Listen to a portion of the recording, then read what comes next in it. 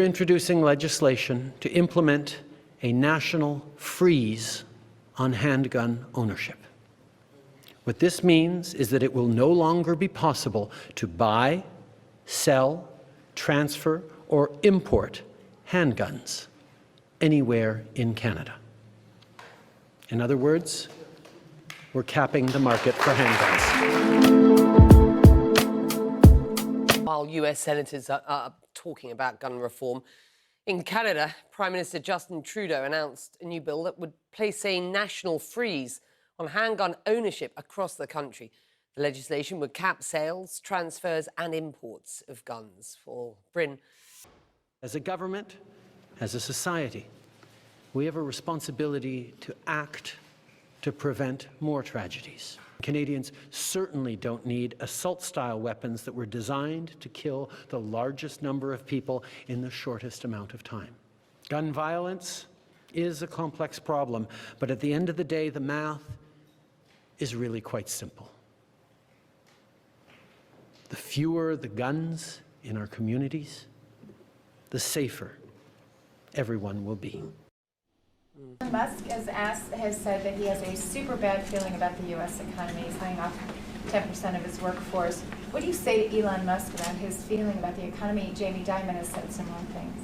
Well, let me tell you, while Elon Musk is talking about that, Ford is increasing their investment overwhelmingly. I think Ford is increasing the investment in building new electric vehicles, 6,000 new employees, union employees, I might add, in the Midwest. The former Chrysler Corporation, Stellantis, they are also making similar investments in electric vehicles. Intel is adding 20,000 new jobs for making computer chips.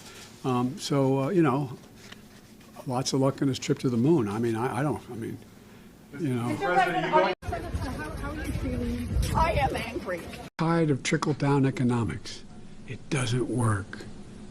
My plans are to produce the strongest, fastest, most widespread economic recovery America has ever experienced, with record jobs, new record small businesses, and wages rising. It's the foundation for an economy that works for working families. Because of that foundation, we're better positioned than any country in the world to overcome global inflation that we're seeing and reach a new chapter of stable and steady growth. So let's come together and focus on what matters. Let's build on the extraordinary progress we've made. Let's continue to build this economy from the bottom up and the middle out. When that happens, everybody does well, including the very wealthy. I'd hoped when I became president I would not have to do this again. Another massacre. Uvalde, Texas. An elementary school. Beautiful, innocent, second, third, fourth graders. And how many scores of little children who witnessed what happened see their friends die as if they're on a battlefield, for God's sake.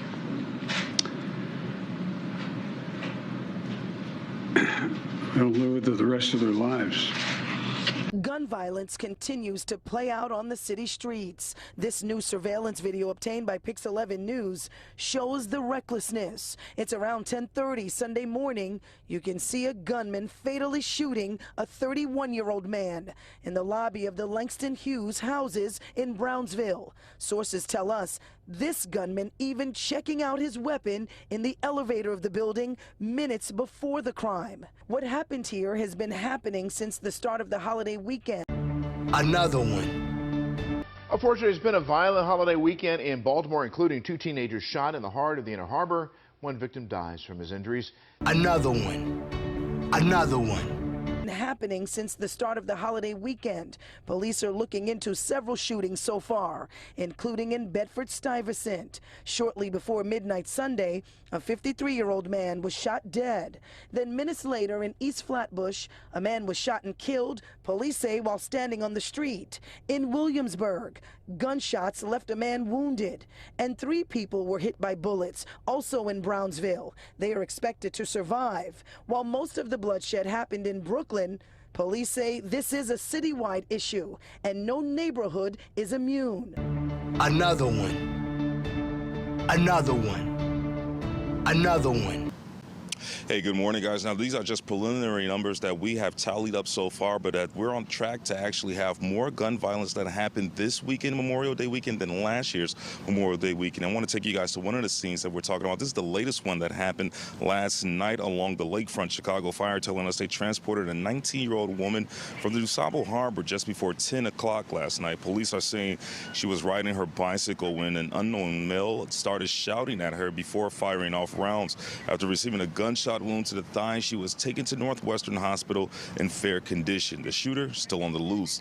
Then we go to Sunday night, where more bloodshed happened after a woman was shot while sitting in a parked car with a man in the River North neighborhood. Police say it happened on the 500 block of West Erie. 4 guys approached the vehicle, one of them reaching inside and punching the man in the face, while another shot the woman in the back. She's also listed in fair condition.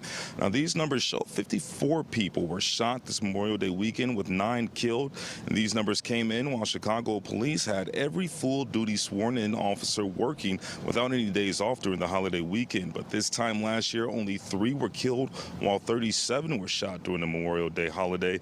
While police are working around the clock, people who live in the Chicago say something has to change. Come on, son. For so many of you at home, I want to be very clear. This is not about taking away anyone's guns. It's not about vilifying gun owners. Come on, son. And they showed me a X-ray. He said a .22 caliber bullet will lodge in the lung, and we can probably get it out, may be able to get it and save the life. A 9mm bullet blows the lung out of the body. So the idea of these high caliber weapons is there's simply no rational basis for it in terms of about self-protection, hunting. I remember, the Constitution, the Second Amendment, was never absolute. Come on, son. I respect the culture and the tradition and the concerns of lawful gun owners. Come on, son. At the same time, the Second Amendment, like all other rights, is not absolute. Come on, son. This isn't about taking away anyone's rights. It's about protecting children. It's about protecting families. It's about protecting whole communities. Congress to act, so do you believe as president you have a particular responsibility now? Oh, I know I have to, but there's a Constitution. I can't dictate this stuff.